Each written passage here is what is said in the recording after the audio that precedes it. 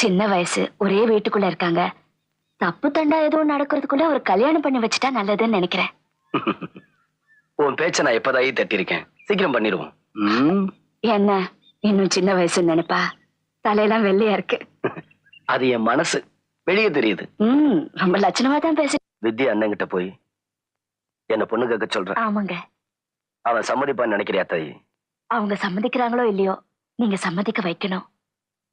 ஒரு அநாத பயலுக்கு சம்பந்தம் பேச வந்திருக்கேன்னு அவன் கேட்டா நான் என்னதாயி பதில் சொல்லுவேன்? இத பாருங்க, உங்க கோவத்தையும் முரட்டுத்தனத்தையும் மூட்டை கட்டி வச்சுட்டு சம்பந்தி மாதிரி சாந்தமா பேசுங்க. பதில் தானா வரும்.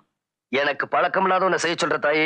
இந்த பாருங்க, நம்ம கல்யாணத்தான் முறையில்லாம நடந்த ஒரு வாரிசுக்கு கூட வழி இல்லாம போச்சு. அவங்க நம்ம பசங்க. அதனால அவங்க கல்யாணம் 4 பேர் மத்தியில 4 நட்சத்திரம் பார்த்து பந்தல் எல்லாம் போட்டு பெத்தவங்க சம்மதத்தோட நடத்தணும்னு நினைக்கிறேன்.